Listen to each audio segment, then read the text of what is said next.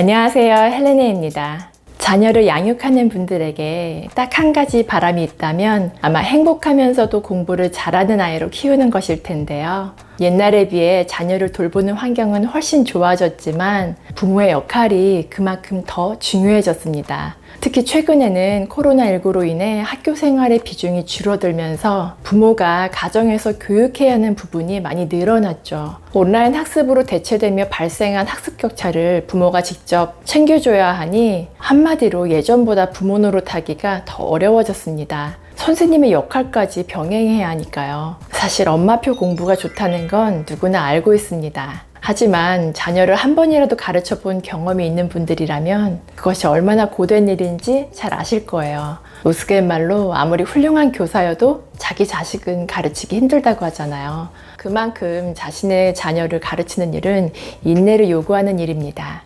이런 와중에 코로나19로 2년 가까이 되는 시간 동안 정상적인 학교 교육을 받지 못한 아이들을 위해 가정에서 교육을 하지 않을 수 없는 상황이 되었죠. 어차피 해야 하는 자녀 교육이라면 보다 효과적이고 체계적으로 가르치고 싶다는 생각을 하는 부모님들이 많이 계실 거예요. 그럼 누구를 롤모델 삼아서 따라해보면 좋을까요? 네, 맞아요. 바로 교사입니다. 교사는 아이들을 가르치기 위해 존재하는 사람이니까요. 만약 부모가 자녀에게 교사처럼 구체적이고 체계적으로 공부를 지도한다면 어떨까요? 부모만큼 아이에 대해 잘 아는 사람이 없으니 공부를 즐겁게 할 수 있는 아이로 이끌어줄 수 있겠죠. 하지만 마음은 있어도 교사처럼 전문적으로 학생을 가르치는 교수법을 익힌 부모는 많지 않습니다. 그래서 사교육에 의존하는 경우가 대부분일 거예요. 이 책의 저자는 공교육에 100% 의지하던 엄마이자 초등학교 교사인데요.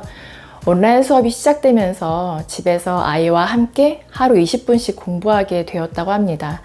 아무래도 초등학교 교사 경력이 있으니까 그간 가르쳐온 공부의 핵심 원리를 그대로 적용할 수 있었겠죠.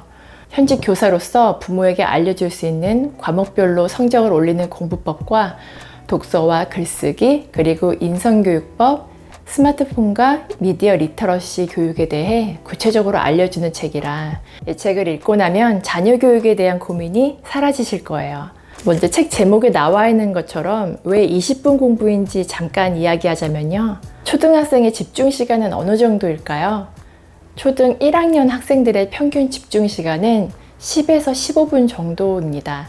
10분만 지나도 엉덩이를 들썩거리는 게 자연스러운 거예요.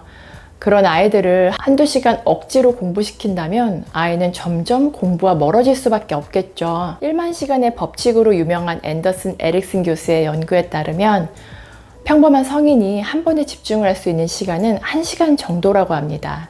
인간의 뇌는 활동을 시작하고 나서 30분이 지나면 정보 전달 속도가 느려지고 50분이 되면 뇌세포가 제대로 기능하지 않기 때문입니다. 다 큰 어른이라고 해도 집중 시간이 생각보다 짧죠. 이런 현상을 보완하기 위해서 25분 몰입했다가 5분 쉬고 다시 25분 몰입했다가 5분 쉬는 걸 반복하면 오히려 뇌가 집중을 잘한다고 합니다. 이걸 초등학교 자녀에게 적용해 보는 거예요. 그렇게 하다 보면 나중에는 2~3시간도 혼자 거뜬히 공부하는 힘을 갖게 됩니다. 바로 모든 부모가 바라는 자기주도 학습이죠. 그럼 20분 학습을 시작하기 위한 핵심 원칙 7가지를 알려드릴게요. 첫째, 강점은 더 강하게 키우고 약점은 끌어올려주는 것입니다. 그러기 위해서는 아이가 잘하는 부분과 못하는 부분을 정확하게 파악해야 합니다. 잘 모를 때는 담임 선생님에게 물어봐도 좋습니다. 강점을 잘 알았다면 자주 반복해서 더 잘할 수 있도록 지도하고 약점은 자신감을 갖도록 시간을 두고 천천히 노력해야 합니다. 그리고 무엇보다 사람은 누구나 잘하는 부분과 못하는 부분이 있음을 아이에게 알려줘서 계속 노력할 수 있도록 독려해야겠죠. 둘째, 매일 밥상머리 교육하기입니다. 요즘 가족끼리 한 상에서 식사하는 일이 점점 줄어들어 갑니다. 자녀 교육을 위해서 일주일에 한두 번 가족 식사의 날을 정해 놓으면 좋을 거예요. 단 식사 시간에는 스마트폰을 사용하지 않아야 합니다. 식탁에서 오늘 하루 있었던 일을 돌아가며 이야기하고 자유롭게 질문하는 겁니다. 이때 부모는 자녀가 묻는 질문에 친절하게 답해 주어야겠죠. 셋째, 황금률에 따라 아이 키우기입니다. 남에게 대접받고 싶은 대로 타인을 대하도록 가르치는 거예요. 다른 사람에게 함부로 행동하거나 말하면 그만한 대가가 돌아온다는 걸 알려줘야 합니다. 또 고의적이지 않은 타인의 실수를 포용력 있게 받아주는 태도를 키워주는 것도 필요합니다. 다른 사람에게 선행을 베푸는 모습을 부모가 직접 보여주는 것도 살아있는 교육이겠죠. 넷째, 감사하는 아이로 키우기입니다. 자녀에게 감사의 중요성을 강조해서 가르치고 작은 일에도 감사를 표현하는 법을 알려줍니다. 그리고 무엇보다 부모가 자녀에게 먼저 감사하다는 말을 하는 거죠. 자녀와 같이 감사 일기를 쓰는 것도 좋은 방법입니다. 다섯째, 자녀의 말에 귀 기울이기입니다. 부모라면 자녀가 고민하는 부분이 뭔지 항상 관심을 가져야 합니다. 비록 시시하거나 사소한 것이더라도 무시하지 않도록 주의해야겠죠. 자녀와 대화할 때는 경청하는 모습을 보여줘야 하고 도움을 요청할 때는 언제든지 도와줄 거라는 확신을 심어주는 게 중요합니다. 여섯째, 믿을 만한 이에게 자녀를 위한 조언 구하기입니다. 혹시 자녀에 대한 걱정거리를 인터넷에서 검색하지는 않으시죠? 그러기보다는 자녀도 함께 믿을 만한 사람에게 조언을 구하는 게 좋습니다. 이를테면 진로 문제나 성적이 부진한 과목에 대한 거겠죠. 마지막 7번째, 잔소리 대신 너를 믿어라고 말해주기입니다. 부모가 원하는 대로 아이가 행동하지 않더라도 당황하지 않아야 합니다. 강요하거나 억압하지 않고 아이의 마음을 들여다봐 주세요. 아이의 마음이 안정될 때까지 기다려주며 항상 믿고 지지하고 있음을 각인시켜주면 아이는 바른 길로 갈 수 있습니다. 이 7가지 법칙이 바탕이 되고 나면 공부 정서가 좋아지면서 효율적으로 학습할 수 있게 될 텐데요.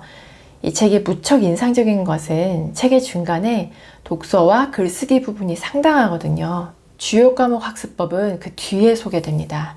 그만큼 읽고 쓰는 일은 무척 중요한 일이라는 의미겠죠.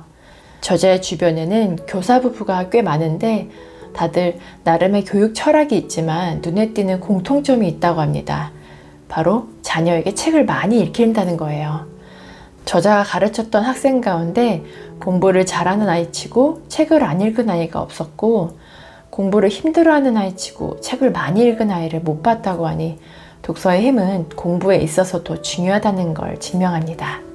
왜 책 읽는 아이는 공부를 잘할까요? 모든 교과서는 언어로 표현되어 있기 때문입니다. 물론 책만 읽고 교과서는 읽지 않으면서 공부를 잘할 수는 없겠죠. 다만 독서를 많이 한 아이가 공부를 본격적으로 하게 되면 독서를 하지 않은 아이보다 훨씬 유리합니다. 독서와 글쓰기는 단짝 같은 사이죠. 독서는 세상을 넓은 눈으로 바라보게 해주고 글쓰기는 인생을 깊이 성찰하게 해줍니다. 엄마표 학습을 하더라도 글쓰기는 가르치기 어렵다고 하실 수 있는데요. 아이와 엄마가 함께 쓰면 어렵지 않습니다. 일단 아이가 뭘 써야 할지 모르겠다고 말할 거예요. 그럴 땐 어떤 글을 쓰고 싶은지 충분히 이야기를 나누면 됩니다. 그리고 지금까지 나눈 이야기를 그대로 글로 옮겨보자고 하는 거죠. 말하기는 글쓰기의 뿌리니까요. 글을 잘 쓰기 위한 방법은 딱 2가지입니다. 첫째, 자세하게 쓰기와 둘째, 풍성하게 쓰기입니다. 이 2가지를 지켜서 글을 쓰다 보면 어느새 글쓰기 실력이 늘게 될 거예요. 마지막으로 과목별 학습법을 간단하게 정리해서 말씀드릴게요. 국어 공부는 어떻게 해야 할까요? 다양하고 좋은 읽기 자료를 꾸준히 읽어서 풍부한 어휘력을 갖춰야 합니다. 또 글을 읽고 요약하는 것은 독해력을 기르는 가장 좋은 방법입니다. 영어 공부는 어떻게 해야 할까요? 많은 부모들이 꼭 필요한 사교육을 꼽으라면 단연 영어를 먼저 꼽습니다. 영어를 집에서 공부하는 방법은 없는 걸까요? 할 수는 있습니다. 듣고 따라 말하기를 반복하면서 어휘를 익히면 됩니다. 수학 공부는 어떻게 해야 할까요? 수포자라는 말을 흔하게 할 정도로 수학은 어렵다는 편견이 있는데요. 수학에서 절대적으로 중요한 부분은 선행이 아니라 복습입니다. 해당 단원을 이해하지 못하면 그 단원을 철저히 익힌 다음 다음 단원으로 넘어가야 합니다. 사회 공부는 어떻게 해야 할까요? 초등학생이 가장 싫어하는 과목이 사회라고 합니다. 왜 그럴까요? 사회는 암기 과목이라는 인식이 강하기 때문입니다. 사회 같은 경우 학습 용어나 개념을 잘 익히는 게 기본이겠지만 평소 꾸준히 토론하며 사회를 바라보는 비판적인 시각을 키워주는 게 좋습니다. 과학 공부는 어떻게 해야 할까요? 과학 또한 핵심 개념어를 꼼꼼하게 공부하는 게 좋습니다. 실생활과 과학 현상을 연관지어 생각해 보거나 실험하는 것도 도움이 됩니다. 지금까지 자녀와 함께하는 20분 공부법에 대해 전해드렸는데요. 20분이라는 시간은 정말 짧습니다. 유튜브 영상 몇 개만 봐도 1시간은 훌쩍 지나가잖아요. 부모가 어떻게 하느냐에 따라 20분 동안 아이는 스마트폰을 보거나 게임을 하는 대신 글을 쓰고 책을 읽고 공부를 하고 토론을 하고 가족과 대화를 나눌 수 있을 거예요. 같은 20분이라고 해도 너무 다른 시간이 되겠죠. 자녀 교육에선 시간의 양보다 질이 훨씬 중요합니다. 부모가 아이에게 해야 할 일은 아이 공부에 관심을 갖고 지치지 않도록 격려하는 겁니다. 책 속에 다양한 학습법과 놀이법이 소개되어 있으니 직접 읽어보시면서 아이에게 멋진 코치가 되는데 도움을 받으셨으면 좋겠습니다. 오늘도 끝까지 함께 해주셔서 감사드리고요. 구독과 좋아요, 댓글은 큰 힘이 되니 꼭 기억해주세요. 즐거운 하루 보내시고 다음에 또 만나요.